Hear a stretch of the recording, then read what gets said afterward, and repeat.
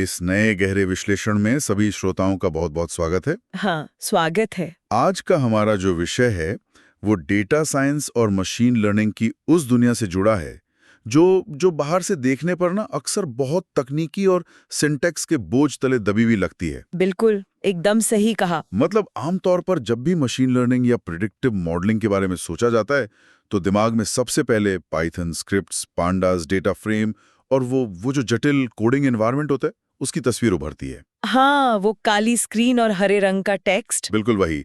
लेकिन आज की चर्चा का केंद्र ऑरेंज डेटा माइनिंग नामक एक ऐसा टूल है जो इस पूरी की पूरी प्रक्रिया को विजुअल बना देता है।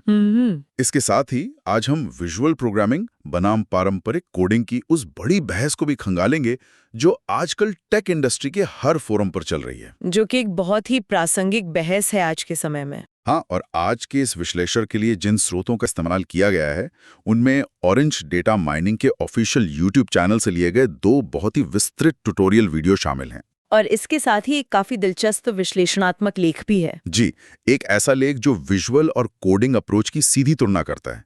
तो आज की इस पूरे विश्लेषण का जो मुख्य मिशन है वो ये समझना है कि क्या बिना कोड की एक भी लाइन लिखे मशीन लर्निंग जैसे जटिल काम सच में किए जा सकते हैं। एक बहुत बड़ा सवाल है ये। और क्या विजुअल प्रोग्रामिंग वाकई में पारंपरिक कोडिंग की जगह ले सकती है?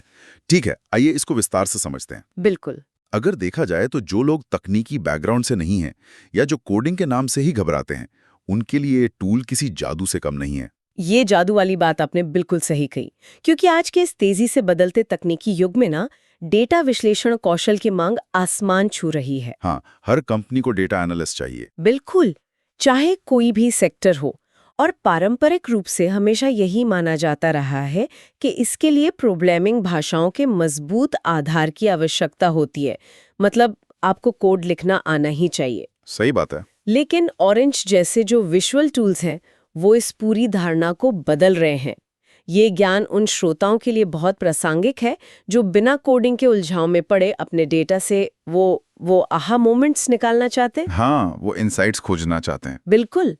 लोग सिर्फ कोडिंग से नहीं डरते बल्कि उस समय से घबराते हैं जो एक छोटे से सिंटैक्स एरर को खोजने में बर्बाद हो जाता है। अरे हाँ, एक कॉमा छूट गया और पूरा कोड क्रैश हो गया। वही तो, ऑरेंज इसी झंझट को खत्म करता है। और ये बात ऑरेंज का इंटरफेस खोलते ही एकदम स्पष्ट हो जाती है। जब हम इस टूल को खोलते थे एक वेलकम स्क्रीन आती है और जैसे ही उसे हटाते हैं तो एक बिल्कुल खाली कैनवस दिखाई देता है। एक ब्लैंक स्क्रीन। हाँ, कोई कोड एडिटर नहीं, कोई टर्मिनल नहीं, और यही वो जगह है जहां सारा जादू होता है। यहाँ सबसे दिलचस्प बात शुरू होती है। इस जादू की जो गुप्त सामग्री है, सीक्रेट इंग्रेडिएंट्स, वो हैं इसके विजेट्स। विजेट्स, हाँ, ये ऑरेंज की पूरी कार्यप्रणाली का दिल है। बिल्कुल। तो एक विजुअल इंटरफेस में ड्रैग एंड ड्रॉप के जरिए इनका इस्तेमाल करना बहुत आसान लगता है, लेकिन ये विजेट्स असल में हैं क्या? अगर तकनीकी नजरिए से देखा जाए तो ये विजेट्स असल में ऑरेंज की कंप्यूटेशनल इकाइयां हैं। मतलब कंप्यूटेशनल यूनिट्स। ये केवल दिखने वाले आइकन नहीं है, ये असल में बैकग्राउंड में डेटा को पढ़ते हैं, प्रोसेस करते हैं, विजुलाइज करते हैं। क्लस्टरिंग भी करते हैं शायद। हाँ, क्लस्टरिंग करते हैं और यहाँ तक के जटिल प्रेडिक्टिव मॉडल भी बनाते हैं। हर एक विजेट के पीछे मजबूत पाइथन कोड लिखा हुआ है, बस वो यूजर को दिखाई नहीं देता। मतलब मशीन के हुड के नीचे एक बहुत शक्तिशाली इंजन है, लेकिन चलाने वाले को सिर्फ स्टीयरिंग व्हील दिख रहा है। बहुत ही सटीक उदाहरण है ये। तो हमारे पहले स्रोत में, जो कि एक यूट्यूब ट्यूटोरियल है, उसमें सबसे पहला वर्कफ्लो दिखाया गया है डेटा लोड करने का और उसे देखने का। किसी भी डेटा प्रोजेक्ट का पहला कदम। बिल्कुल। ट्यूटोरियल के अनुसार एक फाइल विजेट या डेटा सेट्स विजेट का उपयोग करके डेटा को इस खाली कैनवस पर लोड किया जाता है। उसमें डिफॉल्ट रूप से एक आइरिस डेटा सेट आता है जो मशीन लर्निंग की दुनिया में बहुत मशहूर है। हाँ, फूलों की प्रजातियों वाला डेटा सेट। सही कहा। अब डेटा लोड तो हो गया फाइल विजेट में, लेकिन उसे स्क्रीन पर कैसे देखा जाए? यहाँ जो बात सबसे ज्यादा आकर्षक है वो ये है कि इन विजेट्स के बीच इनपुट और आउटपुट चैनल्स का कंसेप्ट काम करता है। अच्छा? हाँ, ये विजेट्स असल में एक दूसरे से संवाद करते हैं। वो कैसे? जैसे ही आप डेटा देखने के लिए डेटा टेबल नाम का एक दूसरा विजेट कैनवस पर लाते हैं, आपको बस माउस से एक लाइन खींचकर फाइल विजेट को डेटा टेबल विजेट से जोड़ना होता है। बस एक लाइन ड्रॉ करनी है। बस एक लाइन। जैसे ही वो लाइन जुड़ती है वो संवाद पूरा हो जाता है और तुरंत ही सारे नंबर, सारे कॉलम और कतारें उस डेटा टेबल में स्क्रीन पर आ जाती हैं। ओह, ये तो बहुत ही शानदार है। पाइथन में इसी काम के लिए पांडास लाइब्रेरी इंपोर्ट करनी पड़ती है, फिर रीड CSV कमांड चलाना पड़ता है। और प्रिंट या हेड कमांड लिखना पड़ता है। हाँ, और यहाँ सिर्फ एक लाइन खींचने से काम हो गया। यही विजुअल प्रोग्रामिंग की ताकत है। अब अगर हम इस टूल की थोड़ी और गहराई में उतरें तो दूसरे ट्यूटोरियल में एक बहुत ही दिलचस्प उदाहरण दिया गया है। HDI डेटा सेट वाला? हाँ बिल्कुल, ह्यूमन डेवलपमेंट इंडेक्स यानी एक सामाजिक आर्थिक डेटा सेट। इसे सीधे ऑरेंज के सर्वर से लोड किया जाता है। और ये कोई छोटा डेटा सेट नहीं है।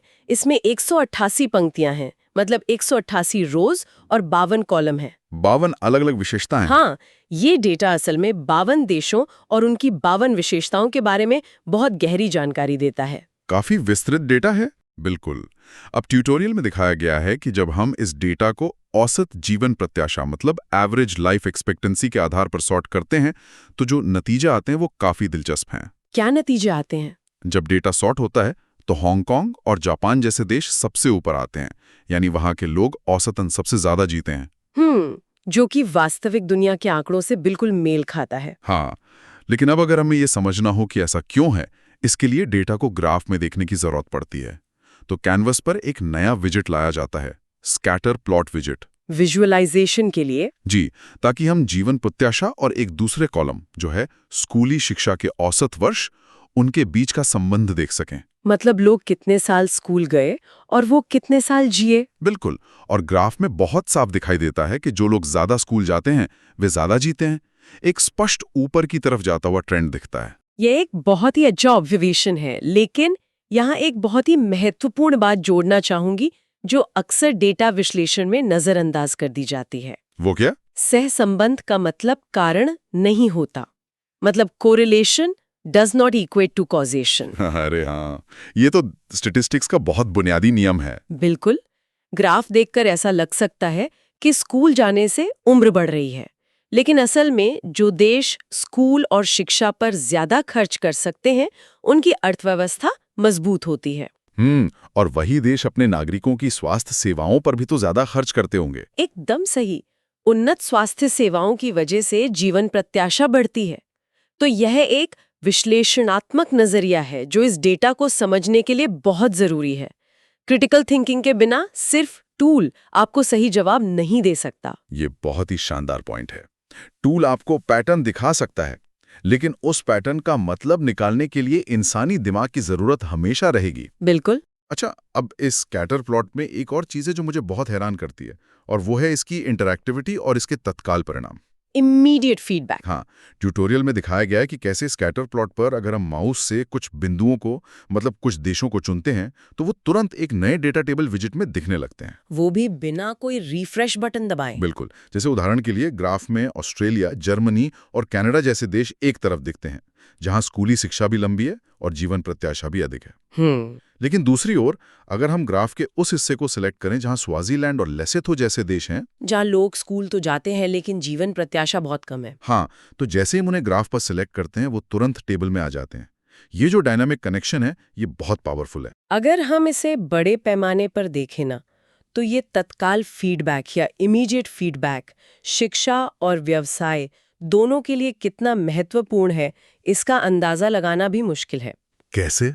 देखिए, जब आप कोड लिखते हैं तो आप एक हाइपोथेसिस बनाते हैं, कोड रन करते हैं और फिर ग्राफ रेंडर होने का इंतजार करते हैं। अगर कुछ गलत हुआ तो आप वापस जाते हैं और कोड बदलते हैं। हाँ, एक लंबा प्रोसेस है।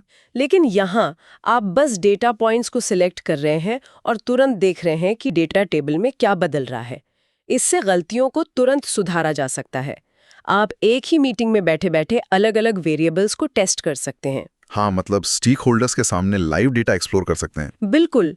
व्यापारिक निर्णयों के लिए यह गति बहुत अहम होती है। तो इस सब का आखिर क्या मतलब है? जो हमारा तीसरा स्रोत है वो विश्लेषणात्मक लेख, वो इसी बात पर चर्चा करता है। क्या इसका मतलब यह है कि अब हमें कभी कोड नहीं लिखना पड़ेगा? ये एक बहुत ही जायज सवाल है। उस लेख के आधार पर विजुअल प्रोग्रामिंग के कुछ बहुत स्पष्ट फायदे हैं। जैसे कि? सबसे पहला है एक्सेसिबिलिटी। ये नए लोगों के लिए डेटा साइंस को बहुत आसान बना देता है। डोमेन एक्सपर्ट्स जिन्हें कोडिंग नहीं आती, वो भी आप डेटा के साथ खेल सकते हैं। दूसरा फायदा है गति और दक्षता।